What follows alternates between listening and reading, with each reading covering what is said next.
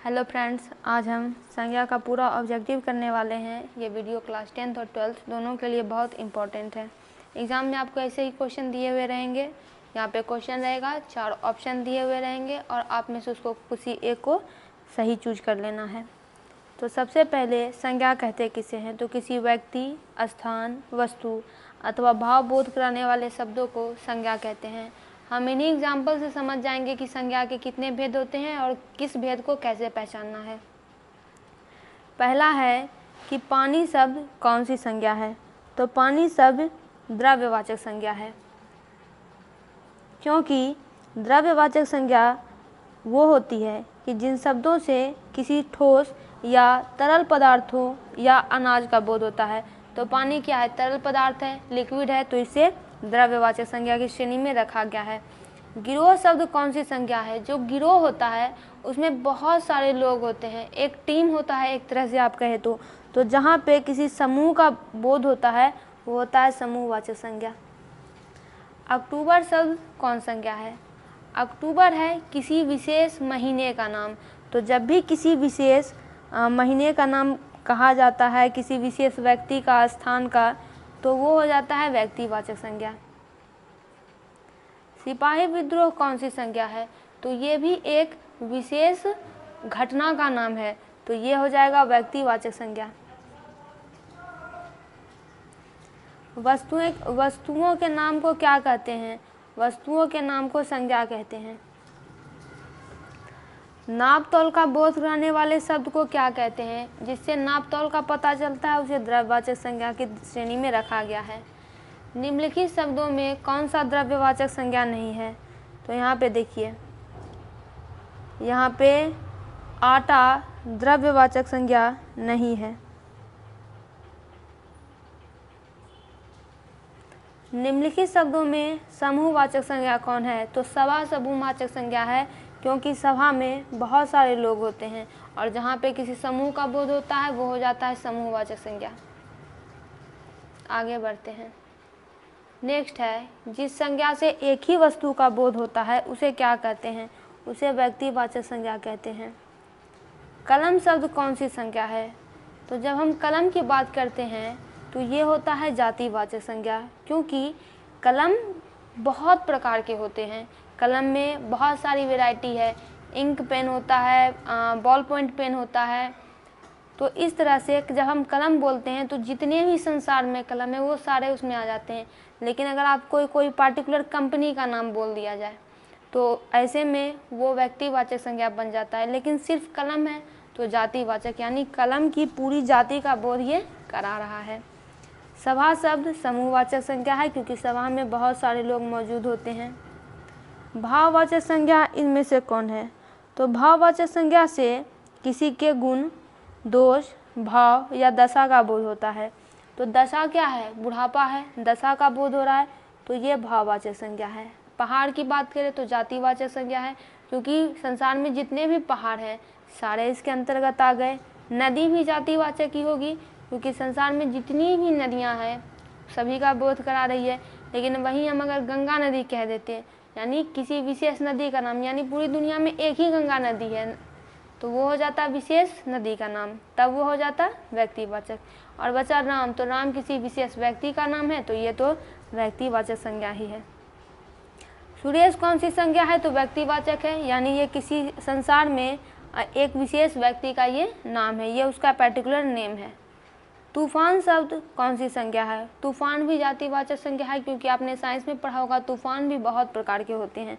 तो जितने भी संसार में तूफान आते हैं सभी इसके अंतर्गत आ गए।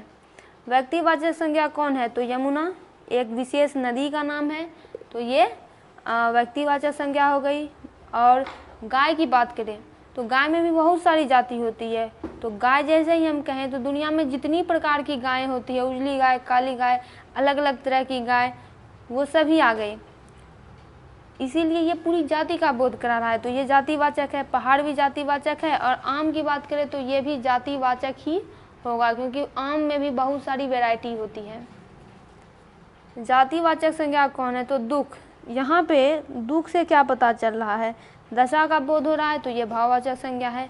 सेना समूहवाचक संज्ञा है। और लड़का, यानी जितने भी लड़के मौजूद हैं, एट प्रेजेंट एग्जिस्ट कर रहे हैं, सभी का बोध यहाँ से हो रहा है, तो ये जाति बता रहा है, लड़कों की जाति बता रहा है। और श्याम तो व्यक्तिवाचक संज्ञा हो गया, ये किसी विशेष व्यक्ति का नाम है। वस्तु, स्थान, भाव या विचार के द्योतक शब्द को क्या कहते हैं? द्योतक यानी बोध कराने वाले शब्द को क्या कहते हैं? संज्ञा कहते हैं। निम्नलिखित शब्दों में जातिवाचक संज्ञा कौन नहीं है? तो पहले आते हैं कौवा पे।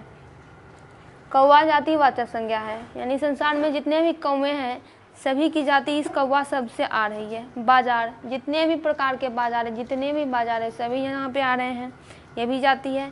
समोसा, समोसा भी अलग अलग प्रकार के होते हैं, तो जाति हो गया।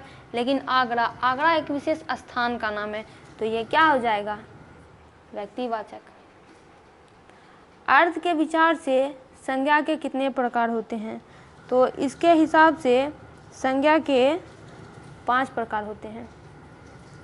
निम्नलिखित में कौन सा शब्द जातिवाचक संज्ञा है? तो शहर, ये जातिवाचक संज्ञा है, क्योंकि शहर जब हम बोलेंगे तो बहुत सारे शहर है, सारे आ जाएंगे, इस संसार के सभी शहर आ जाएंगे। लेकिन साकेत, साकेत क्या है? किसी विशेष व्यक्ति का नाम, ये व्यक्तिवाचक संज्ञा हो गया। फिर है दिल्ली, दिल्ली भी विशेष शहर का नाम है, तो ये भी व्यक्तिवाचक हो गया। और नीलम किसी लड़की का नाम है, तो ये विशेष लड़की का नाम है। ये सारे व्यक्तिवाचक है, एक शहर जो है जातिवाचक है। स्त्रीत्व शब्द में कौन सी संज्ञा है? तो ये भाववाचक संज्ञा है। निम्नलिखित शब्दों में कौन सा शब्द व्यक्तिवाचक संज्ञा नहीं है? तो देखिए, रवि कौन है? व्यक्तिवाचक है, क्योंकि एक विशेष व्यक्ति का नाम है। हिमालय एक विशेष पहाड़ का नाम है, तो ये भी व्यक्तिवाचक है। और गंगा विशेष नदी का नाम है, तो ये भी व्यक्तिवाचक है। रहा आदमी, तो इसके अंतर्गत सारे ही आदमी आ गए, तो ये जाति है। भाववाचक संज्ञा बनाइए लड़का से, तो लड़का का भाववाचक संज्ञा होता है लड़कपन। वृद्ध का भाववाचक संज्ञा होता है वार्धक्य। भाववाचक संज्ञा का उदाहरण कौन है? तो सर्दी है, क्योंकि दशा का बोध हो रहा है, मौसम के दशा का बोध हो रहा है। बाकी लड़की जातिवाचक है, घड़ी जातिवाचक है, बहन भी जातिवाचक है। लघु शब्द से लाघव, निम्नलिखित में कौन सा शब्द व्यक्तिवाचक संज्ञा है? गाय जातिवाचक है, पहाड़ जातिवाचक है, आम भी जातिवाचक है, यमुना विशेष नदी का नाम है, यमुना व्यक्तिवाचक है।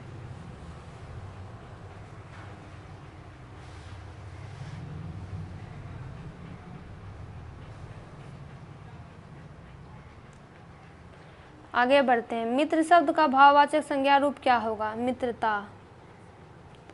कौन सा शब्द जातिवाचक संज्ञा नहीं है? तो यहाँ पे सुंदर जो है जातिवाचक संज्ञा नहीं है, क्योंकि सुंदर जो है अवस्था का बोध करा रहा है। तो जिस संज्ञा शब्द से किसी गुण, दोष, भाव या दशा का बोध होता है उसे भाववाचक संज्ञा हम लोग कहते हैं। इन जयचंदों के कारण देश पराधीन हुआ।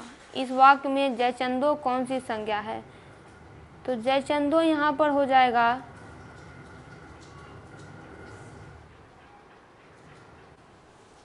जातिवाचक संज्ञा। क्यों?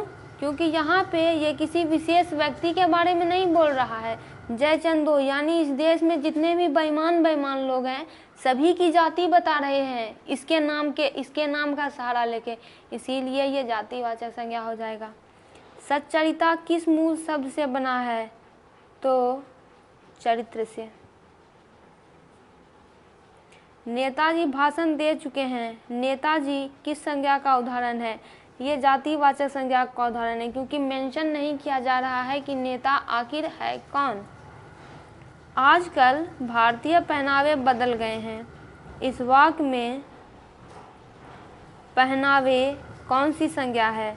तो पहनावे हो जाएगा जातिवाचक संज्ञा, यानी जितने भी प्रकार के पहनावे हैं सभी की बात यहाँ पे की जा रही है।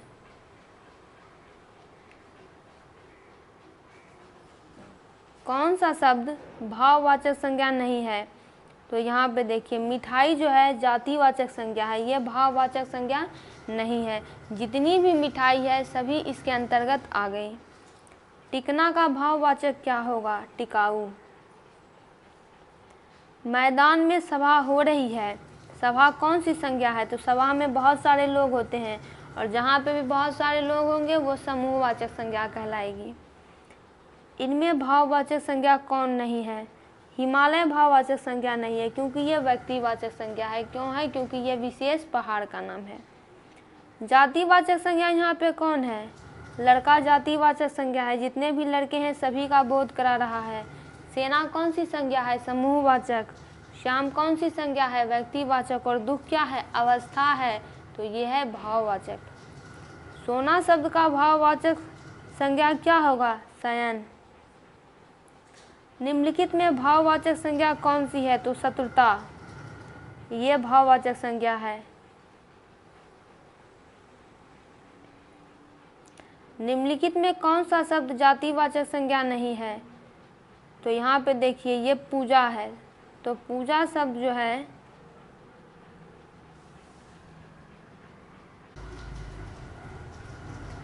पूजा यहाँ पे किसी विशेष लड़की का नाम है, तो ये हो जाएगा व्यक्तिवाचक संज्ञा। भूल है भाववाचक संज्ञा और चुनाव भी यहाँ पे भाववाचक संज्ञा होगा। तो यहाँ पे जितने भी ऑप्शन दिए गए हैं वो सारे जातिवाचक संज्ञा नहीं है।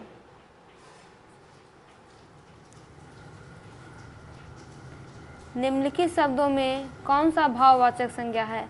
पहला है दूध, तो दूध है तरल पदार्थ, तो ये होगा द्रव्यवाचक संज्ञा। दूसरा है सभा, सभा हो जाएगा समूहवाचक संज्ञा। फिर है ताजमहल, विशेष मॉन्यूमेंट का नाम है, तो ये व्यक्तिवाचक है। फिर है गरीबी, तो गरीबी हो जाएगा यहाँ पे भाववाचक संज्ञा। गंगा पवित्र है, वाक्य में गंगा कौन सी संज्ञा है? व्यक्तिवाचक संज्ञा है क्योंकि ये एक विशेष नदी का नाम है। द्रव्यवाचक संज्ञा का उदाहरण कौन है? तो तरल पदार्थ तेल है।